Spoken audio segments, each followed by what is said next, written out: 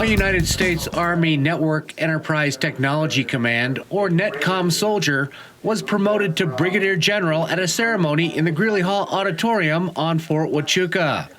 The commanding general of NETCOM spoke. All those things that we're executing today through modernization, that started with a concept from this soon-to-be Brigadier General.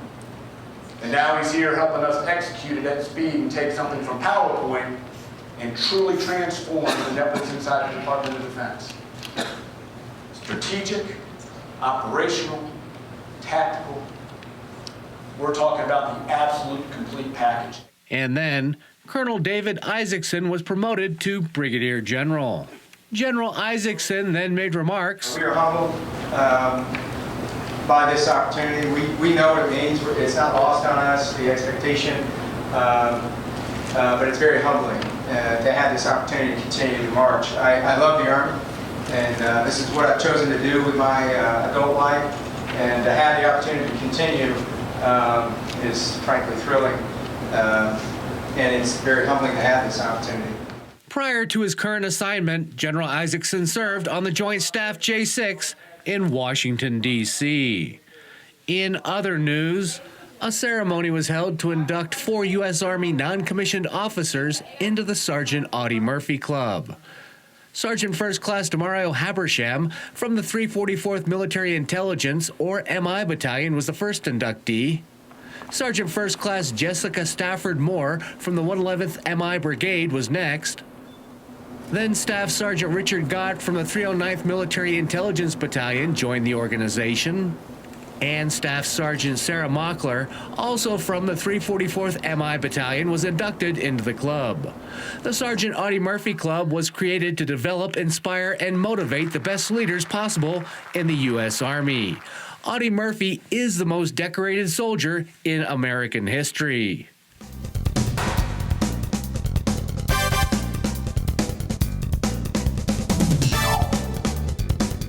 The Fort Huachuca community pitched in to build a tree orchard at Colonel Smith Middle School. The effort was led by a tree expert from the Fruit Tree Planting Foundation, a nonprofit charity. There's got to be at least one person, if not two, in charge of making sure that that tree is still upright, going up and down, and it doesn't get buried too deep. Two very important things in this planting. You've got some beautiful, great trees here. We don't want to put them in a 10-cent hole. About 30 saplings were planted that will eventually produce 5 types of fruit. The school's rainwater harvesting system will be used to support the trees. The orchard will also bear many teachable moments for current and future students. The honors class went out and actually measured the land and staked out where each tree would be. They did some research on depth of the hole to be planted in. They did research on trees that need to be pollinated or trees that are self-pollinating and where they need to be placed. So to be able to go out into their own schoolyard and pick a piece of fruit instead of candy or something from a vending machine just is, going to last for generations with their mindset, and they'll tell their kids. And then on top of that, it feeds them, but it also teaches them to take care of nature, and that if we take care of it, it can take care of you. The trees are expected to produce fruit in about 5 years, and as students care for the trees, they'll be harvesting knowledge from the orchard for many years to come.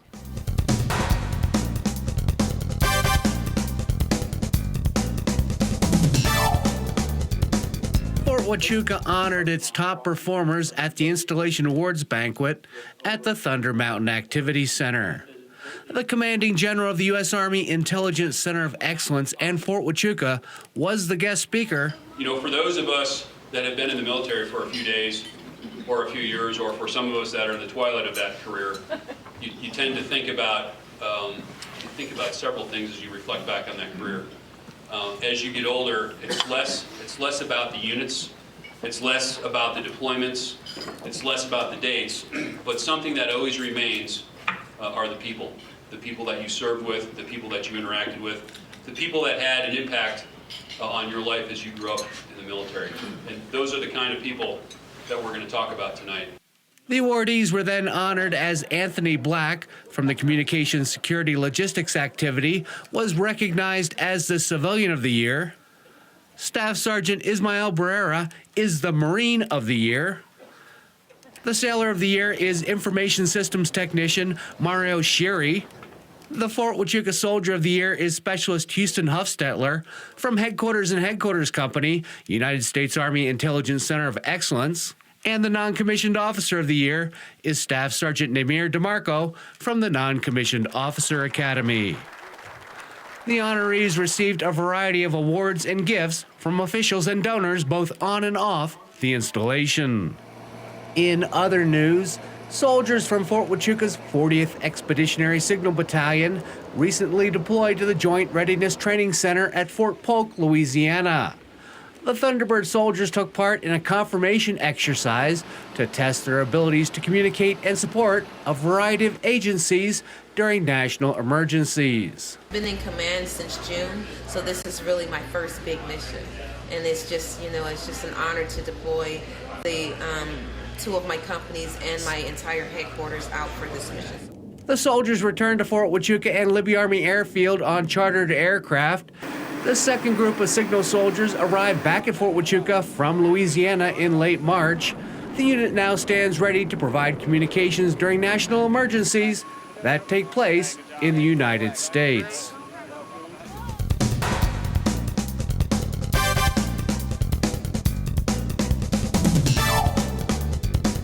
Fort Huachuca's Libby Army Airfield is home to the U.S. Army's Gray Eagle Unmanned Aircraft Systems Operator and Maintainer course. The Gray Eagle recently marked 20,000 hours of operation while training about 3,000 service members on how to maintain and use the system. The aircraft supports the United States Army and its coalition partners. It would support any ground commanders in their requirements for intelligence information. We've been able to successfully train using those 20,000 flight hours every single Gray Eagle operator that is currently in the United States Army. So we've been able to field a brand new system. In order to reach the milestone, the Gray Eagle flew day and night at Fort Huachuca. And then because the aircraft will stay airborne for 24 hours at a time, we actually switch crews in flight. So even though one of these aircraft gets prepped for a single training event, that training event normally doesn't run past about 2.5 hours. And so at that point, that crew will actually change out while the aircraft is flying and another crew come in. So there's a lot of crew coordination with that. With its ability to stay in the air for long periods of time, the Gray Eagle Unmanned Aircraft System and members of the Army team who operate and maintain it support the needs of troops on the ground and their commanders.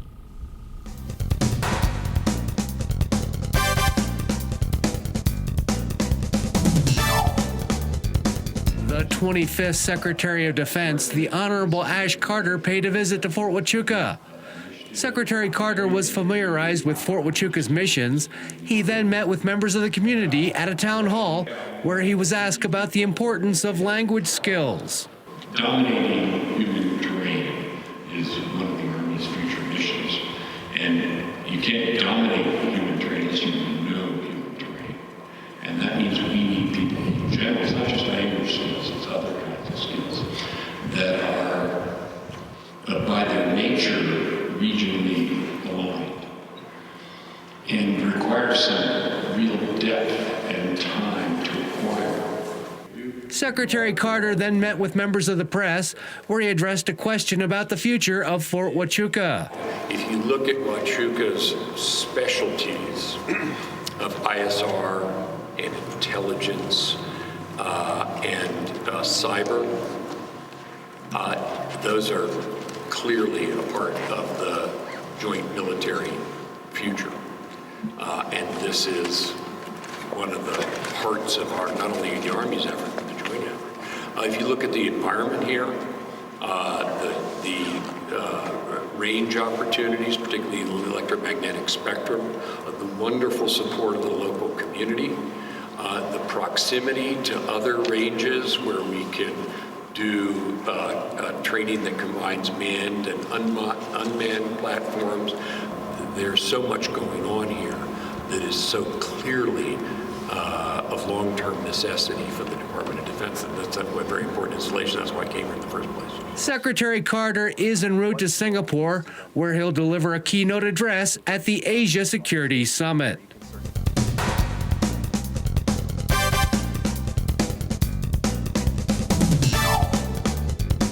The U.S. Army Intelligence Center of Excellence began the final day of the Military Intelligence, also known as MI Hall of Fame activities, with a change of command of the 111th Military Intelligence Brigade on Chaffee Parade Field on Fort Huachuca. Outgoing Commander Colonel Kevin Wilkinson passed the brigade colors to the commander of the Intelligence Center of Excellence and Fort Huachuca, Major General Scott Barrier, who then passed the colors to the incoming commander, Colonel Brian Lieb. General Barrier reflected on Colonel Wilkinson's time as the 111th commander.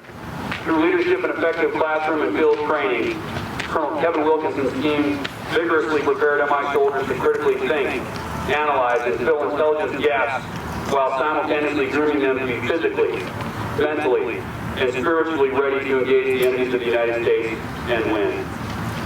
The number of initiatives and progress made by the 111th MI Brigade under Kevin's leadership and vision in the last 2 years is simply staggering. He then welcomed the incoming leader. Fortunately, the brigade will be placed in the hands of another highly capable, tactically and technically proficient officer, Colonel Brian Lee.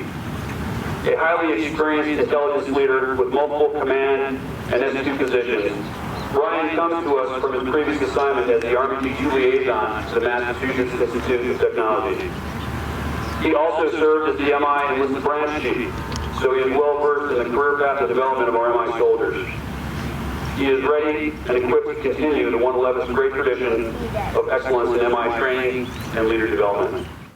The outgoing commander addressed the gathering. Lieutenant General Ashley, General Barrier. It has truly been an honor and privilege to have commanded in your organization. I absolutely have had a blast. Thank you for all your mentorship, support, guidance, and providing me the freedom to command.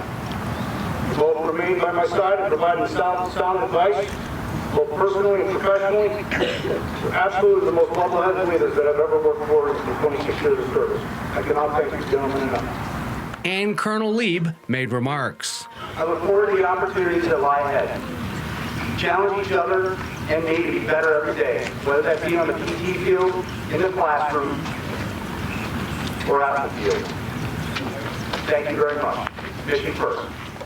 The soldiers passed in review. Right turn, long one, march!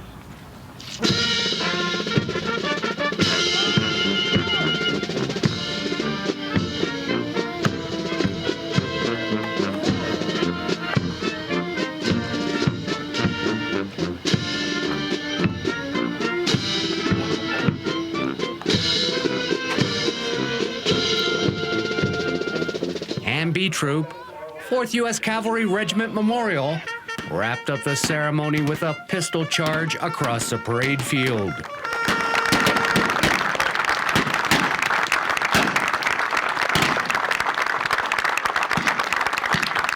Later that day, 5 people who have made exceptional contributions to MI were inducted into the Military Intelligence Corps Hall of Fame at a ceremony in Fitch Auditorium. Today we honor 5 unique leaders whose inspiring actions shaped our Corps and a generation of MI soldiers and leaders. Each in his own right lived our Army values and achieved a lifetime of excellence through a sustained and dedicated 151 combined years of phenomenal service. And then the new members were inducted. To date, 246 MI professionals have been selected for membership to the Hall of Fame. The MI activities then continued with a luncheon and ceremony at Libby Army Airfield, where Captain Joseph Pfeiffer was presented with the Lieutenant General Sidney T. Weinstein Award for Excellence in MI. Chief Warrant Officer 2 David Penfield received the Chief Warrant Officer 5 Rex Williams Award, and Sergeant Matthew Martinez was presented with the Command Sergeant Major Doug Russell Award. Later that afternoon, a building in Weinstein Village was dedicated in honor of Specialist 5 Kenneth Smith, who made the ultimate sacrifice in 1970 during the Vietnam War. You see, Kenny didn't have to get into that airplane, but he volunteered to do it anyway. It was one of the best ways that he could do his job, and he was driven to succeed. It was easy for him to volunteer. This is why he ended up in that airplane on that day in May, and ultimately gave his life to better protect his fellow soldiers. So we are here today to honor Kenny Smith because he went above and beyond the call of duty. A plaque was then unveiled. Specialist 5 Smith was killed in action while serving as an aerial observer on a mission in Cambodia.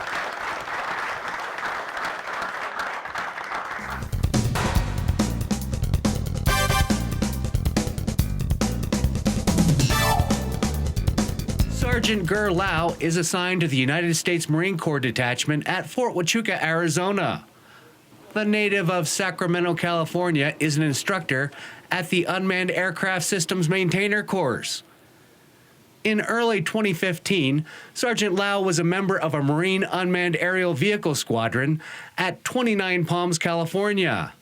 He was working at a remote site in the Mojave Desert when a helicopter went down nearby. The impact of the crash caused immense damage to the Huey. Lau and fellow Marines ran to the scene. My instinct just kicked in, like all the training that I've done while I was in the Marine Corps just switched, and I just took action. The commanding general of the Marines Training Command picks up the story at an awards ceremony. So these two Marines didn't know the gentlemen that were flying in that aircraft that day. They didn't know how many of them were in there. All they knew is that Marines were in harm's way. They knew they needed help. They knew they didn't have the time to wait for crash fire rescue to show up because that aircraft was on fire. So they took action. Sergeant Lau was then awarded the Navy and Marine Corps Medal. His heroism on that day speaks volumes about what Marines are willing to do for each other, and what all servicemen are willing to do for each other whenever we're in harm's way, whether it's deployed outside of our country or within the confines of our own country on our own soil. Yeah, he's a wonderful Marine that I continue to look forward to working with. I definitely was surprised when Major Hale told me that I will be given this award. Definitely very excited about it, so to say. But at the same time, I'm also very sad about it because 2 lives were lost that day. The Navy and Marine Corps Medal is the highest non-combat decoration awarded for heroism by the Department of the Navy to Marines and sailors.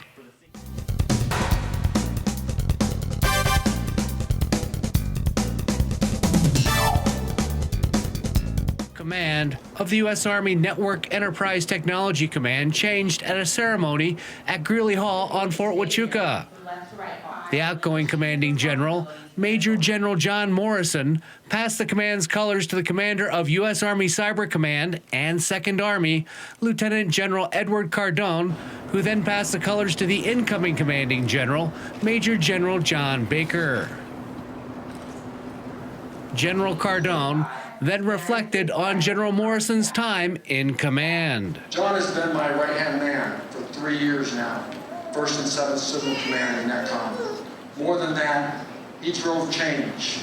We would not be where we are without his leadership. He took on the really hard problems, and the result is we have a better Army. I've seen a lot of generals over 34 years, and there's no questions he's one of the greatest generals we have in our Army today. He then welcomed General Baker. His work at CENTCOM and his work in 7th Sig have been absolutely outstanding. Right leader, right place, right time. The changes he's put in place, combined with the new level of support to our tactical forces, he's going to continue to build on General Morrison's work. There's no going back. These two generals together have fundamentally changed the way we think about our networks. They have embodied the idea that networks are operational warfighting platforms. The outgoing commanding general addressed the gathering. Bring men and women of this organization that developed and implemented a network modernization effort that is not only the standard for our Army, but but now the entire Department of Defense. Talk about change. What was PowerPoint a couple of years ago is now reality with over 250,000 users on this new architecture. The result, a more reliable, and just as importantly, a more secure network across the Department of Defense. And the incoming commanding general made remarks. But the biggest threat to the United States and our Army is a cyber attack. Thus, cybersecurity is an investment. It's not a cost. And as the builders of the current network and the network after next, we are going to continue anticipating and adopting advanced capabilities to provide continually improving security and services. So, we will attack this opportunity with an enthusiasm unknown to mankind. We know more about the cyber battle space than others and must ensure we have complete mastery of the networks we provide. General Morrison is headed to an assignment as the commanding general of the U.S. Army Cyber Center of Excellence and Fort Gordon, Georgia.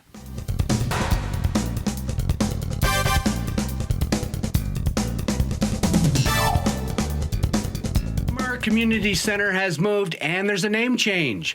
The Morale, Welfare, and Recreation Facility is now called the Yardley Community Center, Ticket Office, and Drop Zone Gaming Lounge. The Yardley Community Center is located in Prosser Village between the Eifler Fitness Center and the Military Clothing Sales Store. We want to be closer to the troops. So the students are our main focus, but it's open to anybody. But we're right here in the middle of them. They can come and see us after work and check us out. Garrison leadership cut a ribbon to officially open the facility. This facility is really going to be top-notch and really help out your soldiers, our soldiers, and frankly the community here with the Ticket Center relocation here. So anyway, Dennis, to your team, to the boss reps that were here, to all the folks that put all this effort and energy in relocating over here and making this such a great top-notch facility for our soldiers, I just want to say thank you very much for all you've done. The Yardley facility features a state-of-the-art gaming lounge along with high-speed internet access. Yeah, I like it. The computers are nice. They've got game systems inside of the terminals here too, and they've got a sound barrier so you can only hear what's what's right in front of you. It runs smoothly. The internet's almost perfect. The connection and just the open space. You can play with multiple people that are already inside of the building. So it's just a great way to connect. The ticket office sells admission documents to regional and national amusement parks and other attractions. Any Southern California attractions, we do sell those. We have discounted military tickets and DOD prices. We can get you Florida. It just takes us a little longer, but we're willing to step out, and if we can get it for you, we'll get it for you. Along with food and game tables, the new facility has a theater room with a 70-inch television. The Yardley Community Center is open from noon until 9 in the evening, 7 days a week.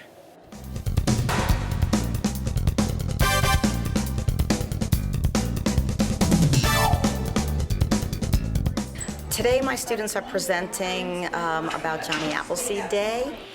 My standards have listening and speaking skills, and part of that is public speaking. And so each month I try to do a program where they have a public speaking component, and this is a great audience to come to get their feet wet. It's non-intimidating, the kids are happy. I also have a research component, so the students did research on the original story of Johnny Appleseed. They were able to make it in language that's appropriate for kindergarten, and they also researched a game with an apple theme and a craft, an apple craft. Raise your hand if you've gotten that piece. Okay, everyone should have gotten it. Okay, that's good. We're sixth graders from Smith, and we're here to work on our communicating with the younger kids, and we're doing crafts on Johnny Appleseed since that was recently. Well, we got assigned groups, and we practice a lot, and we think about what we're gonna do. And we just practice in front of our class to get ready for this. And it's good to have a small audience like the kindergarten to practice for bigger.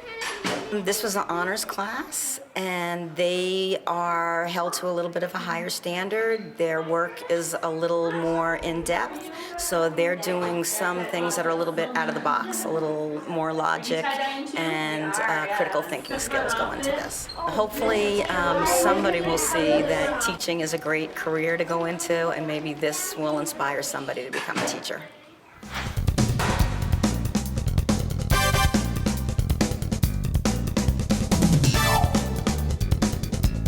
Let's head out to the annual Turkey Bowl flag football rivalry game, where this year, once again, it was the soldiers known as the Black Knights from Fort Huachuca in orange going up against the Mustangs, airmen from Davis Mountain Air Force Base in Tucson wearing blue and white. The gridiron was the fort's Boljowski Field. The defenses rolled in the first quarter as Jason Seifert, number 45 here, sacked the Air Force quarterback Robert Palmer, and the first quarter ended with the teams in a scoreless tie. Air Force got on the scoreboard first as number 25, John Baharno, intercepted the Army signal caller Tyler Bass and ran the ball deep into Army territory.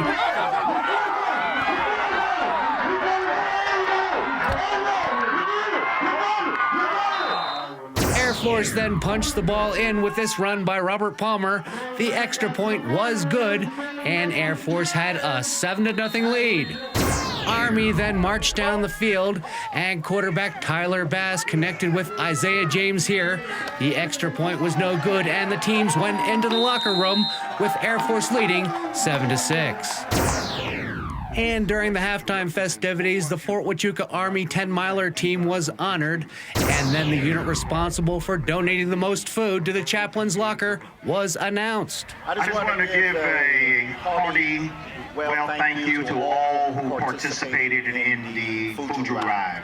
Today's winner, or this year's winner, is the 304th MI Battalion. Give them a big round of applause. Big applause. In the third quarter, Army then took their first lead of the game with this pass from Bass to Jonathan Horton. The point after attempt was good, and Army had the lead 13-7. Now to the fourth quarter, where Air Force quarterback Robert Palmer connected, and here the point after attempt was good, and Air Force had the lead 14-13. Army was running out of time, and in the final seconds of the game, Tyler Bass tried this pass, but Air Force's Jeremy Williams had his radar locked on the airborne football. And the game ended Davis Mountain 14 and Fort Huachuca 13. I was just watching and reading the quarterback. Coach had set up a good play, and I knew he was trying to go to the inside. They had been hitting us in the middle all game. So I was just watching his eyes. He threw it my way, and I was like, I got to close it out. So made the play. Just wanted to get down on the ground, make sure the play was over, and take the trophy home. Our guys did a great job. They hustled, but there were just a few plays that we left out on the field, and if we could have made those, that would have made the difference. I'll be honest with you, it came down to the final quarter. You know, I don't think we were ever completely in control, but that just hats off to how good of a team they have. All the credit in the world, very tough. Glad our guys were able to keep our composure and come out to win. Trophies were then presented.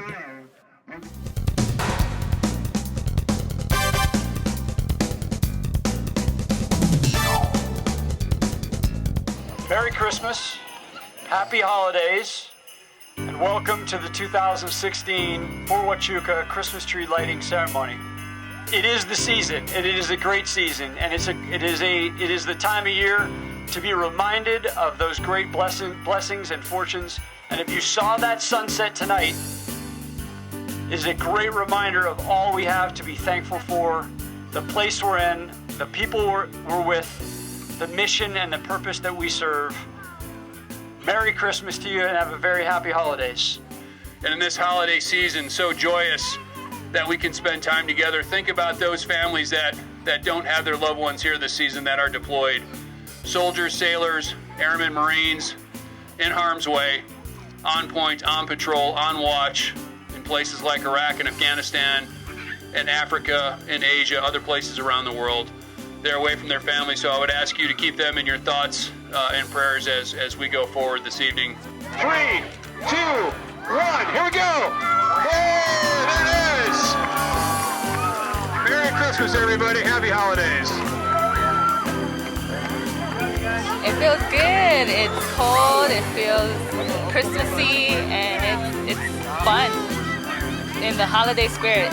It me and my family went to go see Santa, and we're actually in line right now to go do the ice skating rink with my kids and stuff, and my wife. We saw the lighting of the tree, which I think is very beautiful. It's the first time it's our first year here, so very nice tree lighting. We come out just about every single year for the holiday times. Kids like it, kids enjoy it, there's a lot to do.